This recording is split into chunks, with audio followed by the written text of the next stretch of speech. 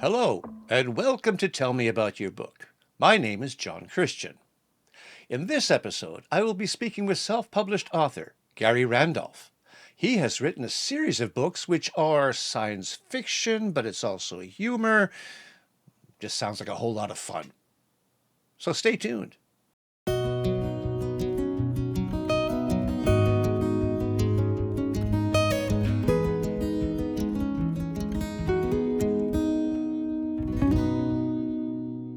Hi, Gary. Welcome to the show. Hi, John. Good to be with you. So I understand you've written a series, 6 books, if I'm not mistaken. Six currently. That's what we're going to talk about today. Right. Okay, well, go for it. Let me hear all about it.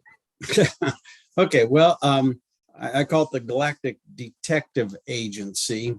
I call it a lighthearted murder mystery series with space aliens. At first, I thought it was sci-fi, but it's not really sci-fi. It's more humorous fiction or humorous mystery fiction. But it's about an Earth guy who gets kind of caught up into this galactic detective agency, which is a group of aliens who solve mysteries. It's somewhat of an homage to the Nero Wolfe mysteries written by Rex Stout, because the leader of the Galactic Detective Agency is a person named Orrin Vilkas. And Orrin is Nero spelled backwards, and Vilkas is wolf in Lithuanian. I was just kind of bouncing around various languages to find I could translate wolf into something that sounded like an interesting name. Of course, Nero Wolfe wasn't ever comedic, but these are. Wow, that sounds very close to what I've been recently doing, Oh, using really? languages and spelling things backwards. Yeah, Wow, it's fascinating. So there's 6 books in the series. right. And so how do they progress one to the other? The first book, A Town Called Potato, starts out with a typical kind of origin story. The hero, Gabriel Lake, the protagonist from Earth, he doesn't know anything about the Galactic Detective Agency. In fact, no one on Earth knows about all of these other planets that have people because Earth is under a quarantine. That's the conceit I built into it. We never explicitly state why Earth is under a quarantine, other than say, well, you can imagine why. And but the Galactic Detective Agency is pursuing someone who has apparently hidden on Earth, and for that they need some local talent, someone who looks like a human, because none of them do. And so Gabriel Lake gets recruited into that and bounces around to several other planets in the process and helps solve this mystery. Mm-hmm. Mm-hmm. So that's book 1. That's book 1. Now, book 2 picks up where book 1 ends. Is that how it works? Yes, it does. And for that one, I wanted to do something more like one of those great Agatha Christie cozy mysteries where you're on an island or a train or a ship and no one can get in or out. So this is set on a hotel in a dead planet. So there are very few visitors and very few staff. And a spaceship only comes like once a week to do it. Then for book 3, that one is set entirely on Earth. The Earth's quarantine status is being reevaluated by a team of aliens who are coming in to check it out. And they wear disguises, but one of them goes missing and an Earthling is killed. And so the Galactic Detective Agency is sent in to figure out what happened. Book 4 is called The Big Sneap. And let me just mention here, some of these titles, they're all kind of send up puns. The Maltese salmon is book 2 instead of, as a send up to the great Humphrey Bogart movie, The Maltese Falcon. And then The Big Sneap, book 4, is another Bogart movie, The Big Sleep. This one is maybe the most sci-fi of it, because I took a sci-fi concept or a speculative science concept called the O'Neill cylinder. which is the idea that you could have a giant cylinder in space, and by getting that to rotate, that would produce artificial gravity on the inside of the cylinder. So people would be standing like here on the cylinder, and out would be down. And that's best known for a Arthur C. Clarke book called Rendezvous with Rama. So I set a mystery in a society like that. So some of the humor on that comes from trying to, an Earth guy looks out at that, and then there's like two downs or multiple downs all the way around. If you're looking at it from the end, there's people, there's trees upside down and trees right side up and trees on the side and things like that. So that became kind of fun to work with. Yeah, I bet. Then, and book 5 is called Murder on the Gersu Express. Again, kind of a send-up title based on like the old Agatha Christie Murder on the Orient Express. And again, I wanted to do a murder that was on a ship that was going on. And in this one, the Galactic Detective Agency is trying to prove the innocence of someone arrested and accused of murder. And for that person, I modeled it after the great P.G. Wodehouse characters of Bertie Wooster and Jeeves, his valet.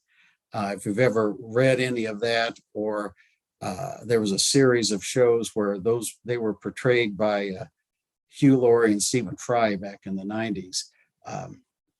So Pelham G. Totley is kind of a posh sort of young alien who's a bit silly, and he has a valet named Blandings who's the brains of the operation.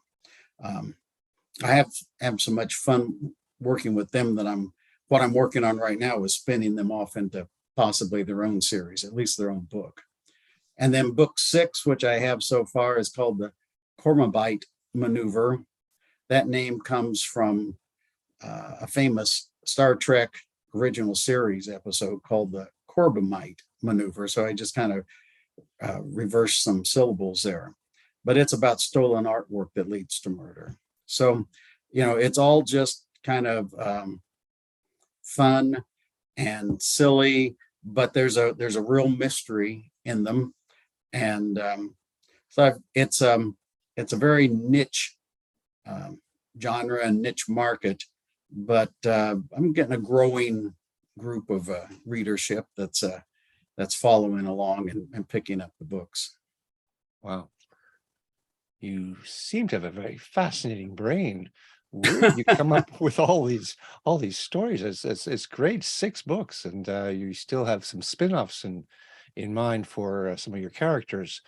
Mm-hmm. How long have you been writing? Well, to some extent, I've written all my adult life. For several years, I owned and operated a software company.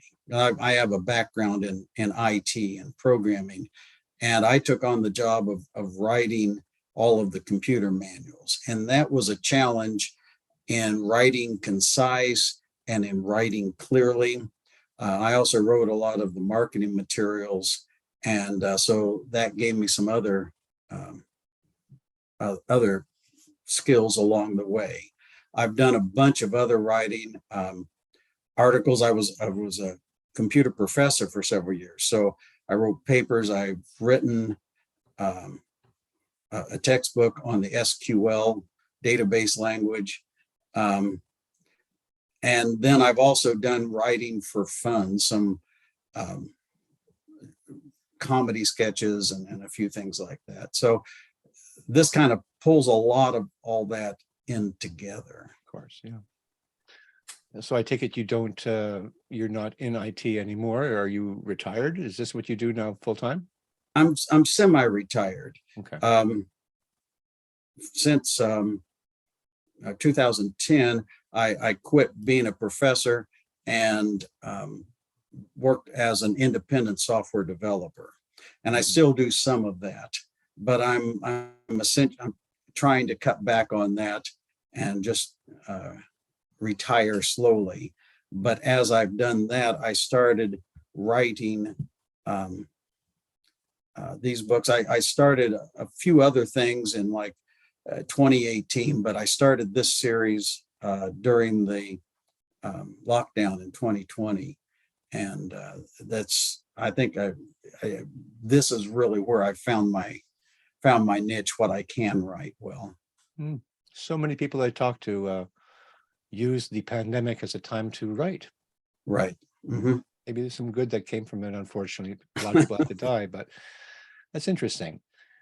Now, how did you figure that you could go from writing what you did before, and I'm sure that was very complicated and you had to be concise, as you say, but Mm-hmm. go from that, not only to go to fiction, but to make a series and to make the fiction really quite outlandish by the sounds of it. How did you figure you can do that? I don't know. I think when I was writing some sketches, that gave me a good feel for dialogue, and some of them got longer and longer. And I thought, well, I can do this. I can take this on. And I had tried some other writing that I'd never did anything with, that was starting to approach novel length. I think all my training in writing concisely has actually worked against me in getting things up to novel length. It takes a couple of passes through for me to think, oh no, I need to talk about sensory details. I forgot to put this in. I got to do this, but that's okay. I think the first draft is just to tell a story, and then this second draft is where you start telling the story well. So it's good to go back over and put in these other things. So I always just felt I could do this. The idea for the first book, called A Town Called Potato, I was playing with my grandson one day, and he was only 5 or 6, and he just kind of said that phrase, apropos of nothing. And I thought, what's that mean? A town called Potato? And so I just kind of started playing with the idea. Why would a town be called Potato? And how could that work out? And it kind of all grew from there. Mm-hmm. Because you write the way you do, this series, do you first do a synopsis to have a sort of a roadmap, a plan on how you're going to approach it, or you just start writing and make stuff up as you go? Do you know where you're going when you start writing these books? Yeah, and I think when you're writing a mystery, you really need to know where you're going. Now, I don't do a point by point outline of it. I don't plan out all the beats, but I do start with a synopsis and then try to come up with a chapter outline. So I kind of know what the chapters are doing before I get started. And I'll write 2 or 3 sentences for each chapter that will kind of tell where the story is going and what the scenes are in that chapter. Of course, I'll also have to make notes about, who the characters are, and what the red herrings are in the mystery, and what really happened, and then what people think happened, and how each character sees the mystery on that. And because I'm dealing with aliens and alien worlds, and I have to keep track of what each person looks like and how they move and things like that. So because I'm an old IT guy, I have an Access database that keeps track of all of the planets and all of the species and all of that stuff. I see. So you have several documents going on that you refer to. Yes. Just to make sure that you're, on track with what you're saying. Right. And especially with a series, if you go back and you're going to refer to a species or a person that you referred to in an earlier book, you have to make sure that you're, consistent on that. So the database really helps me with that. We're here to discuss this 6-book series, but what other books have you written? Well, I'm In addition to doing the writing, I'm also a storyteller, and I sing and tell stories. I've done Irish storytelling and Scottish storytelling and Indiana history and my history of growing up on a farm. And I combine that with playing the guitar and singing and reciting poems and things like that. So the first book that I have out is a collection of Irish and Scottish stories that I've used in storytelling. I have another book that I wrote before this, the Galactic Detective Agency, called Alien World. It's a sci-fi book. It's not humorous. The idea is an alien has crash landed on Earth, and he looks close enough to Earthlings that he can fit in if he's careful. And he ends up spending decades here on Earth. And it's about him, missing home, trying to fit in, running from government agents who know there's an alien here somewhere, and his relationship to the Earth, which has become his second home. And so it's a fairly short book. It's only about 60,000 words. It was one of my earlier ones. So how are sales for you? It's kind of been taking kind of an exponential curve. And so really in 2022, it seemed like I started to turn a corner, and sales started to really come up. And so I'm looking forward to, in 2023, completing this Pelham and Blanding's book, and then doing a book 7 for the Galactic Detective Agency. And the way I write and the number of passes I make through it, 2 a year is about all I can pull off. But I'm hoping that those will just continue to help the sales grow. Well, Gary, it's been a real pleasure talking to you. I know you were part of the Christmas special, and I invited you back here because you have so much more to talk about.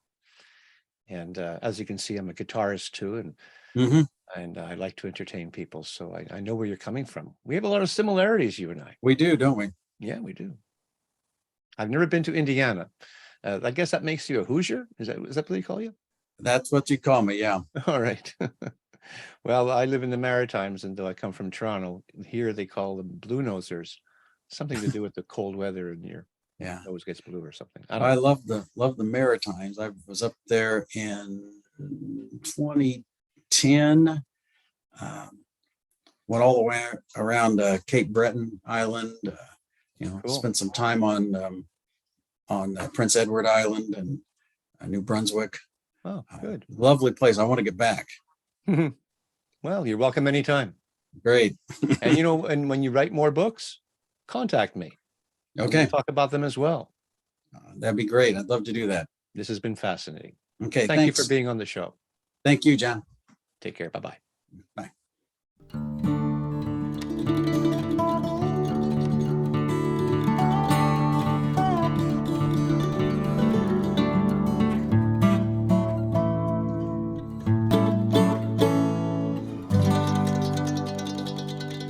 And that's our show for today.